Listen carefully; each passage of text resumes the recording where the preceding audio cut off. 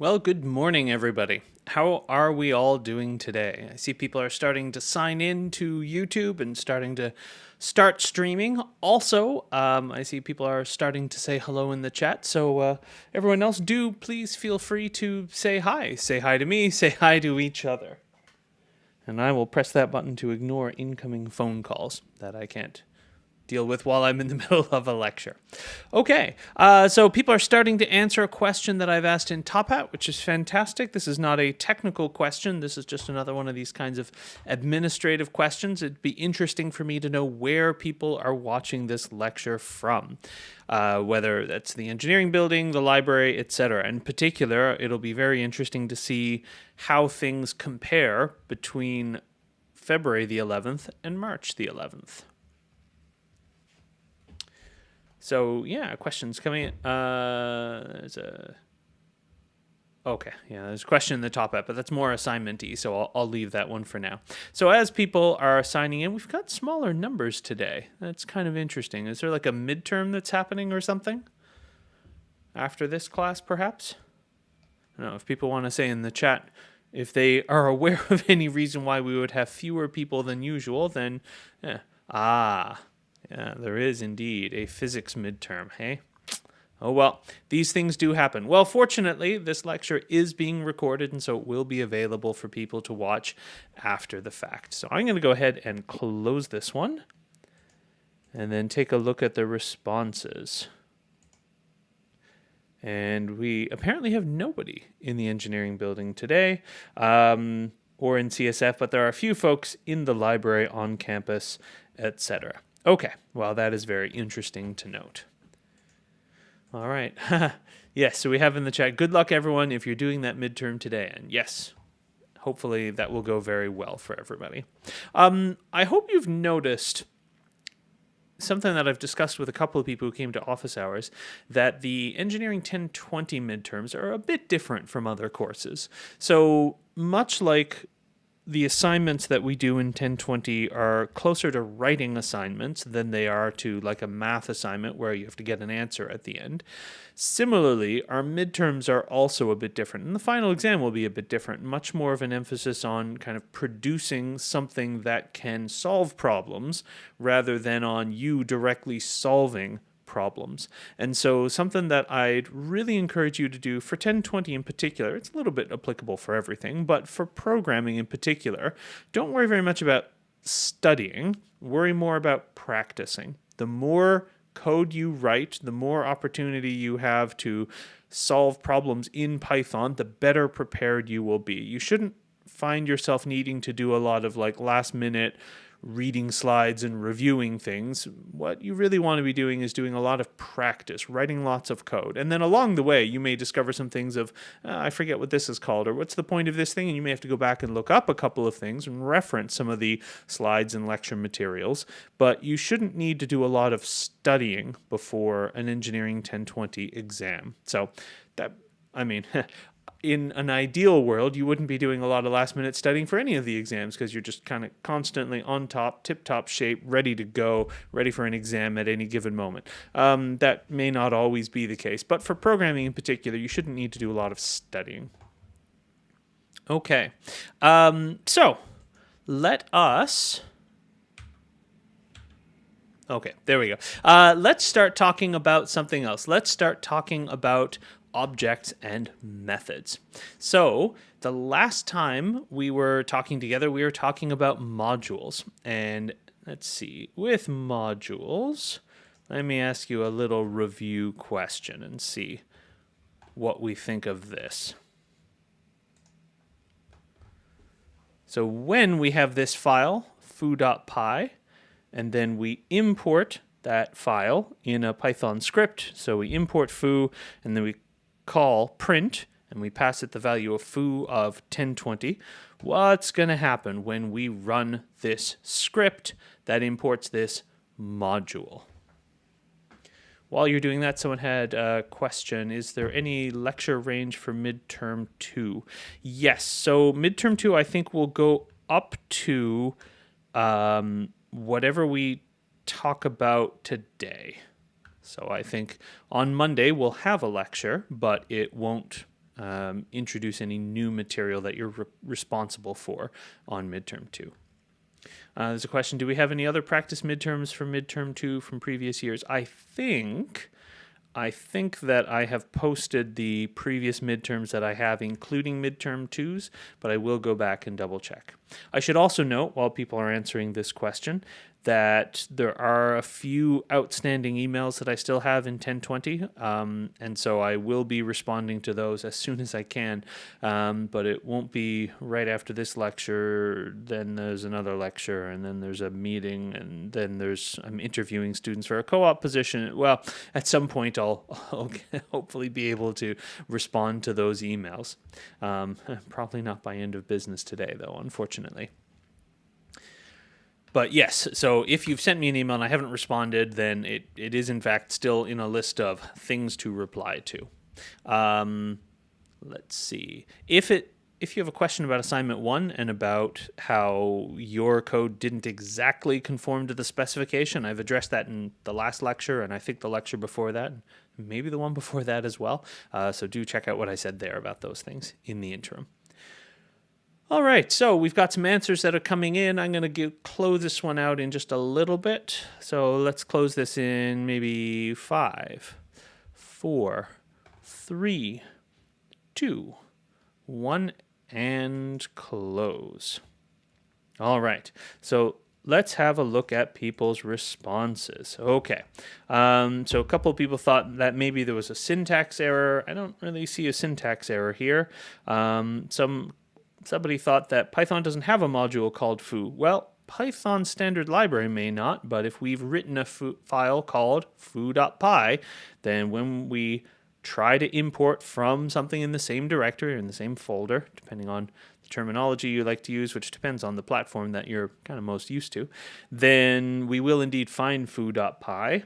Let's see, the script will print 510 is one option, but what's actually going to happen is the script will get stuck waiting for user input. And that may, depending on how it's run, if I click run on this script, then we're just going to get stuck waiting for user input. If I run it in AutoGrader environment, you may see this funny thing called EOF error, which stands for end of file error, which kind of means the same thing, which means that we were looking for user input and we didn't get any.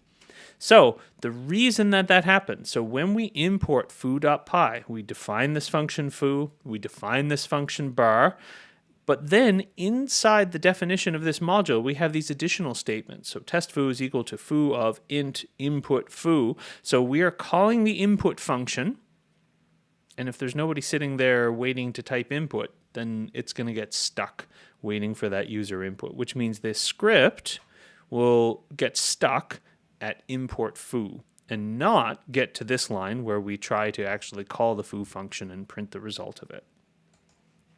So that is an important lesson that we mentioned last time when we were talking about modules. It's particularly important when we're thinking about you submitting code for auto grading, where I ask you to write a Python file that is a mod that I'm going to import as a module. If I don't tell you to expect user input, you should not expect user input. If you write a function to, for example, shift letters in a string by a certain amount so that you can implement a Caesar cipher like you have to do for the current assignment, if I ask you to write a function that does that, my code should be able to import your file as a module and call the function without having to provide any user input or without having to simulate any user input.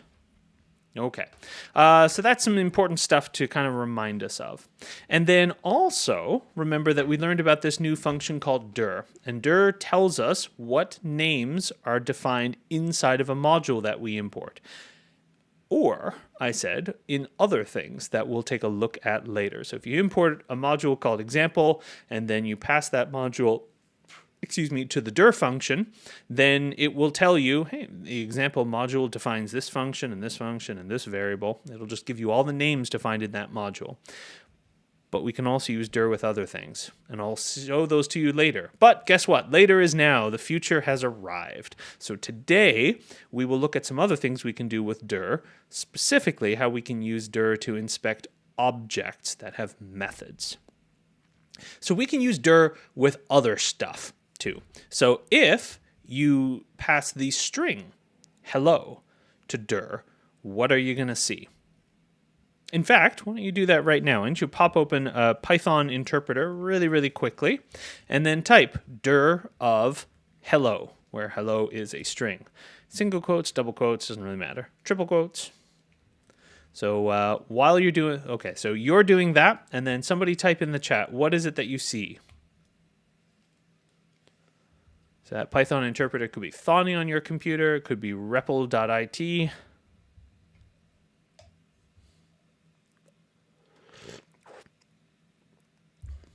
See some typing. Okay, yes, it does print a lot of stuff.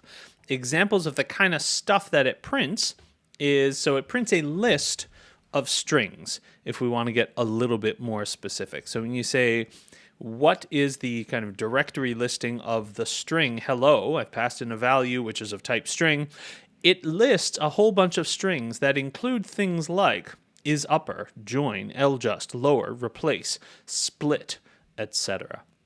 So what in the world are these things? Well, these are names of methods on a string object, which might make you say, well, what is an object? And that is a good question. I'm so glad you asked. Let's discuss it. So we've talked about different kinds of values so far in this course. We've talked about values that are numbers, so integer values. We've talked about floating point values. We have talked about string values. We've talked about Boolean values. And we've also talked about things like, well, actually, strings are one example. We've talked about string values and also values of type list. So string values, list values. There's something that is different between bools and numbers and these more complicated things like strings and lists. So the simpler things like Boolean values and numbers are things that we call primitive values, and there's a lot of simplicity to them. They kind of represent a number, or they represent a true or false value. But then there are these more complicated things that are called objects. So strings are objects. Lists are objects. As we press further in the course, we'll see sets are objects and dictionaries are objects. There's lots of different kinds of objects. And an object is something which kind of bundles some code together with some data. Now, what do I mean by that? So if we take the example of a string, so the string type has some code associated with it. So there are things that we can do with any string. And those things that we can do to any string, such as check to see if the string is uppercase letters, or check to see if it's lowercase letters, or replace certain characters in the string with other characters. Well, these different things that we can do with a string are called methods. And those methods are written in the same way for every string. But then there's different data in different strings. So I have one string that has my name, and that string I can, for example, check to see whether it's all uppercase. And I can have another string, which is your name. And I can check to see if all the characters in it are uppercase using a thing called a method. And so the method is the same in both cases. What's different is the data that is part of that string. So all strings have the same methods, but they can have different data. So for example, we can have a method that finds the first element or the first character of a particular value in a string. So let's have a look here. So if I have a string, which is my name, I could, so I'm going to run dir on name, so you can see, my goodness, there are a lot of different methods that are involved in string. So one thing that I could do is I could say, what is my name? And I could find the first instance of O inside of that string. And what value do I get? Well, I get this value 1. What does that mean? That means that at index 1 within my name, I would find the character O. Let's see. Somebody tell me your name that you wouldn't mind me, or tell me a name. Maybe it's not even your name. Tell me a name that I can type in here that you don't mind being on a public YouTube video. Okay, so we've got Hridi. Good, so that's another name. I can find instances of the letter D inside of that name. There we go. And so when I say, dear name, find me the first instance of the character D within this string, it gives me the number 3. And the reason for that is, well, that is the first index where we find a D. I could also say, find me a capital H. Okay, well, that's at index 0, because at index 0 we have a capital H. Suppose I try to find the letter O. What's going to happen? Well, in this case, we get a very different value. What do you think the number -1 represents in this case?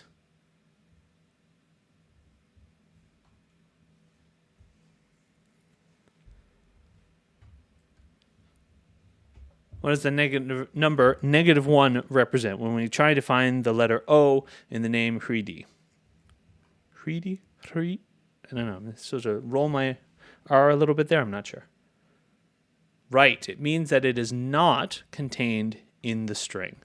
Okay, so there are lots of different methods that can be applied to different strings and will give you different results because the method is the same, but the data is different. The code is the same, the data is different. There are also methods that allow us to do things like count things. So I want to count how many capital J's are in my name, how many lowercase j's are in my name. Well, there's 0. How many I's are in Hridi? And the answer is 2. Oh, and by the way, that find method is going to find the first instance of whatever we pass to the find method within that name. And there's other methods that we can use to convert a string into uppercase characters. So, oops, not too upper.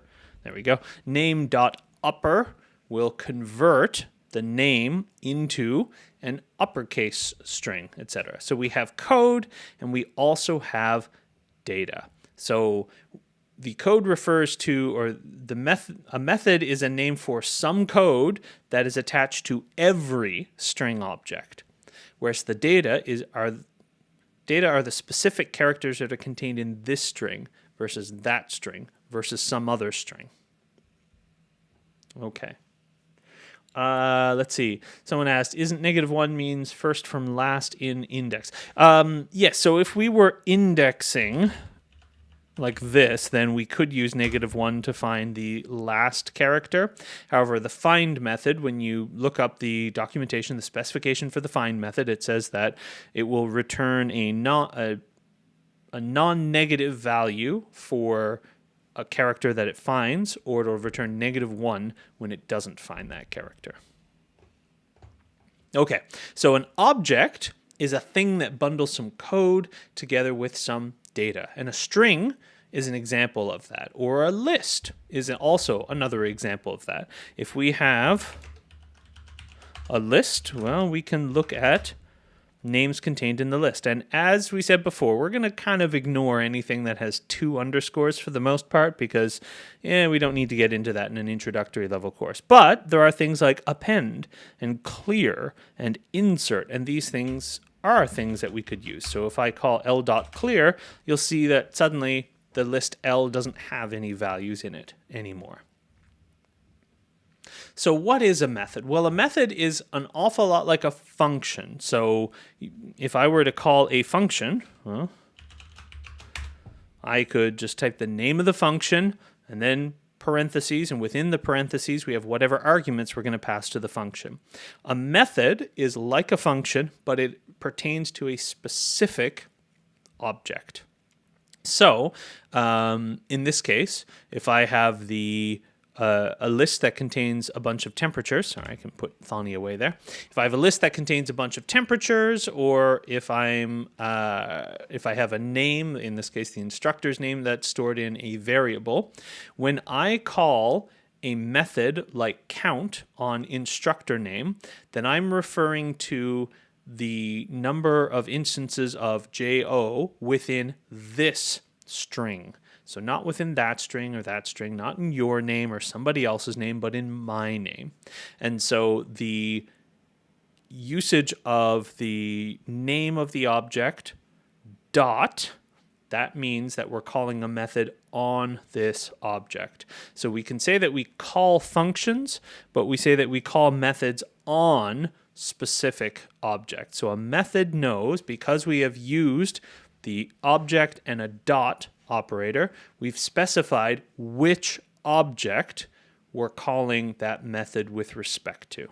So this is a little bit like when we import a module and then we use a name contained in that module. Well, we have the module dot the name of the thing inside the module. So we know it's that thing inside of this specific module. Well, similarly, when we call a method with respect to this specific object. These two statements, these are expression statements, so they just evaluate to a value. These two expression statements will evaluate to different things. So hello.countL will give us, what will that give us? And somebody can say what hello.countL will give us, surely.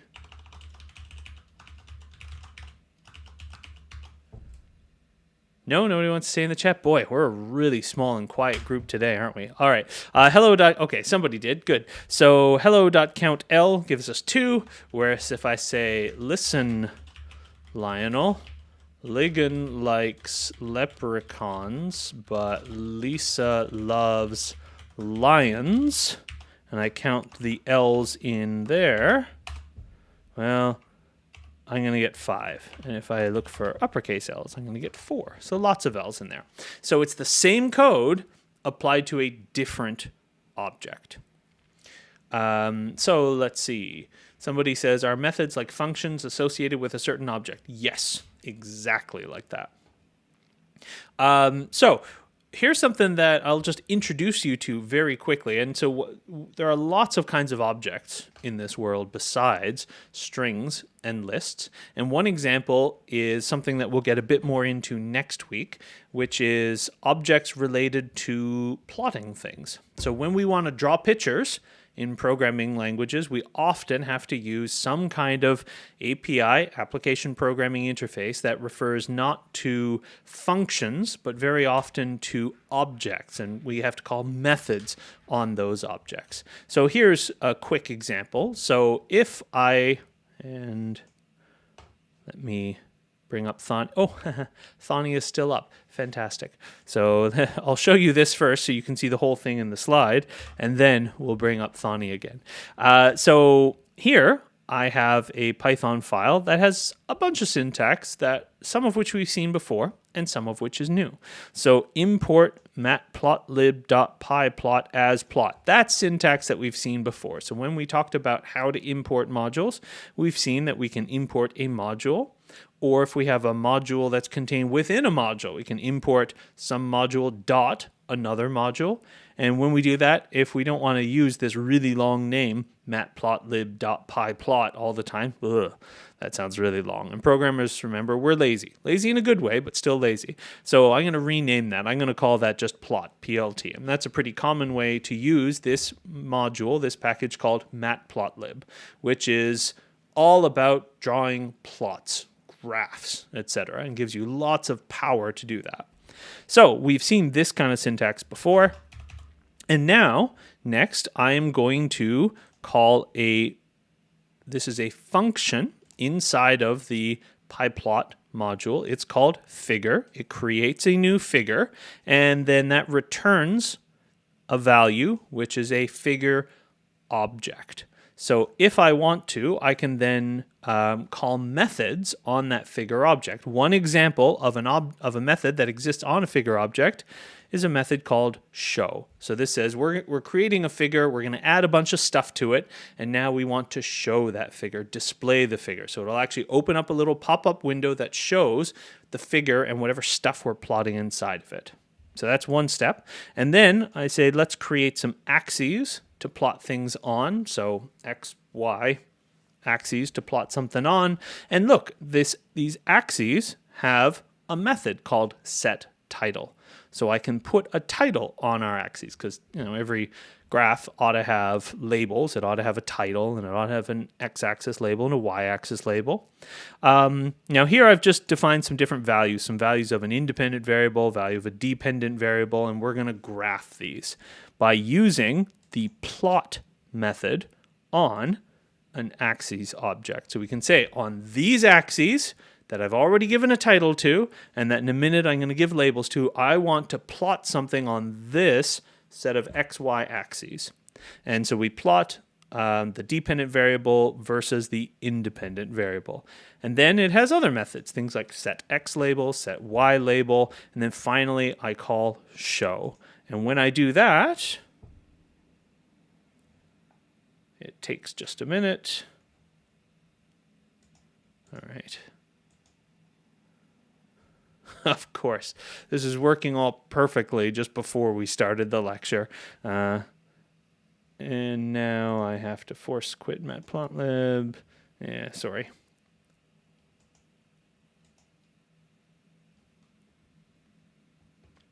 Well, anyway, the thing that it will show us is this. So it pops up a little window that is apparently not coming up on my computer right now. Demo gremlins. That's what happens when you do things live. It's more exciting. But it'll show us a window that pops up and looks exactly like this, because this is exactly what it looked like 30 minutes ago. And why it's not showing up now, I have no idea. But yeah, so this will give us our little figure in which we've put X and Y axes, and in which we've plotted some data, some independent variable or a dependent variable against an independent variable. We've set a label, set a title here. And this was all done by calling methods on objects. So this is an example of the kind of thing that we really need to know about methods and objects in order to do. In order to use this API, you have to know what a method is and how to call it. Let's see. Does import star work for any module?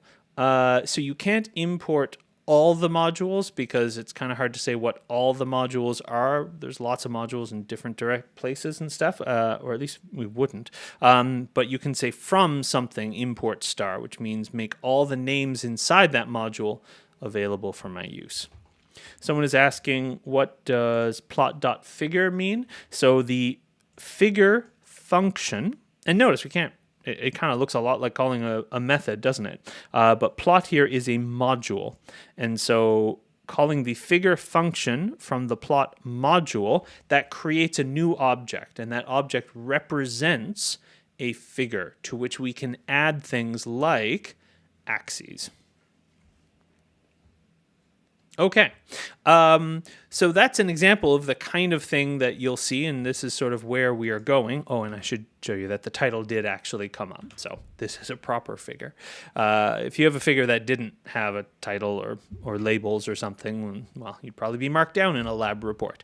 So this gives you an example of the kind of thing that we're going to be talking about next week, but this is just an example of how we need to understand objects and methods in order to do lots of different things in programming. So something that is a little bit closer to home, something that is more relevant to things that we've already learned about, are things like lists and strings. So lists have lots of methods that we use very commonly, and some folks have already actually started using these, which is totally fine. So there have been instances in which we have said that for an assignment or something, you may have wanted to append something to the end of a list. And I've said thus far that if you want to do that, one way you could do that is with the plus equals operator. So we had a list that contained 1, 2, 3, and now our list contains 1, 2, 3, and 4. So you haven't needed to use methods yet. But some folks have kind of found on their own, or they already have a little bit of experience in programming, that you could, instead of doing that, you could use the append method. So now we have a list that contains 1, 2, 3, 4, and 5. Clear will kind of do what it sounds like. It will empty the list. It will clear the list to make it just an empty list. We can also count how many 2s are in this list. We can extend one list with another. We can find the index of something. We can insert things. We can remove things from a list. We can reverse a list, which is kind of fun. So it was the list 1, 2, 3, 4, 5. Now it's the list 5, 4, 3, 2, 1. We can also sort a list from the smallest value to the largest value, and so many more things. And what I'm going to suggest is after this lecture, like if you don't have something else at 12 o'clock, after this lecture, look at these slides, look at all these methods, and then create a list, and then try using each one of them. And if you want to know more about them, so we can find all the methods that exist inside of list using dir, but also we can use help to learn more about a method. And so it says here, the clear method of the list instance removes all items from the list. If we want to know how to use l.insert, help, not heal, we can insert with an index and the thing that we want to put in the list. So here I've got my list 5, 4, 3, 2, 1.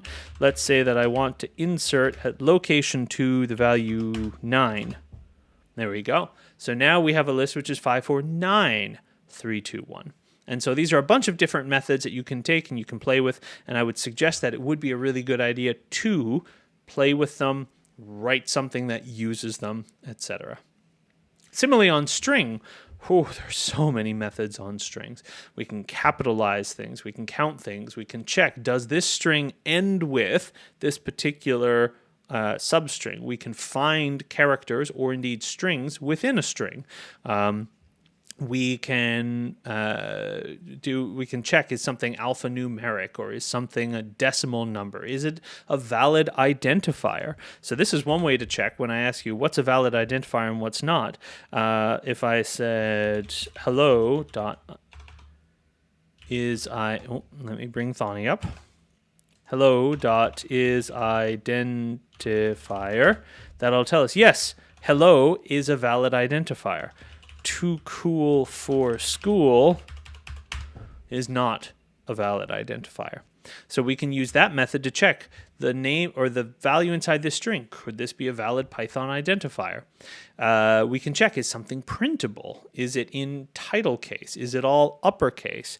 We can use the join method to join a bunch of things together. So if I have previously, I've showed you things like, here's a list that contains my names, Jonathan, Robert, Anderson. I could join those things together by saying, here's a string.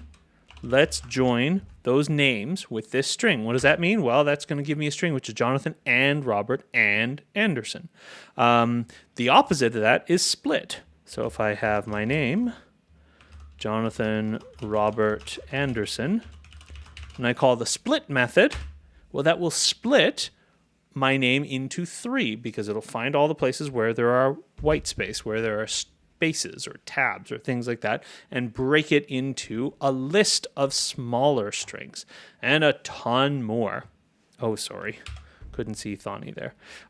So here I had a name or a list of names and I joined them using the join method. But then here I did kind of the opposite. I said, here are some names in one big string. I'm going to split it into a list of smaller strings. And so there are so many different methods that we can use on strings. And again, I would encourage you to try using each one of those. Just like open up a Python interpreter and type a string, and then try to use each method on that string at least once. Now, here is a very common question that a lot of people are probably wondering. So that's a whole lot of different methods on list and a whole lot of different methods on string. You don't expect me to memorize that list, do you? And the answer is no, I did not expect you to memorize that. If you use these methods and you practice writing code that uses them, you'll probably find that you remember a bunch of them, but you won't like remember all of them. I mean, even earlier in this lecture, I used toUpper as a method name instead of the actual method name, which is upper, because I use lots of different programming languages, and sometimes they have a method called something like toUpper for a string type, and sometimes they have one called upper. So, I mean, even I don't have all of these methods exactly memorized, but when I see the name of it, I kind of know what they do because I have used them before, and very often the clue is in the name. So I will expect you, I'll give you, if we have an exam, I will give you a list of, hey, here are some common methods in the list type, or here are some common methods in the string type. And then I will expect you to be able to interpret code that uses them or to write code that uses them. But I will remind you what methods there are, but you should remember what it is that they do. And if you just use them, you don't have to study and memorize these things, but if you just use these things, you'll find that you can remember what they do pretty easily.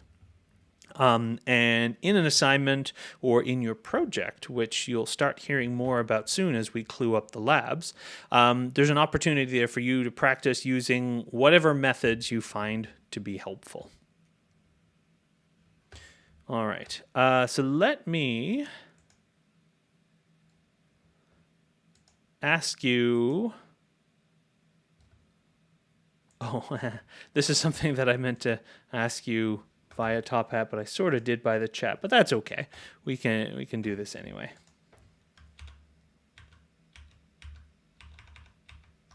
What will this Python expression evaluate to? Let's see if I can scroll so you can see most of it. There we go. I'll put my face away so that you can actually see all of that.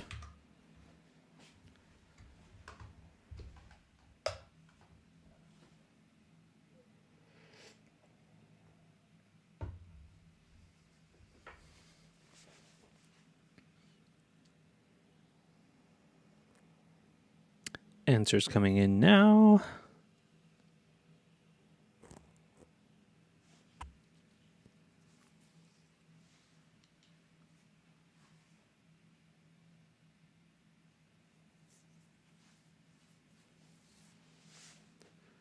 All right, let's close this one out in about 5, 4, 3, 2, 1, and close.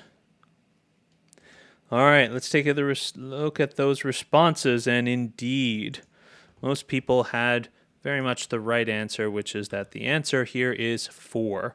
Why is it 4 and not 9? Well, because... Is the character lowercase l equal to the character capital L? No, it is not.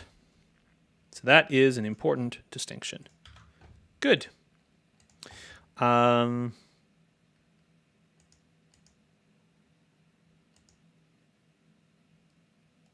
I will assign one of these as homework rather than as something for us to do right now.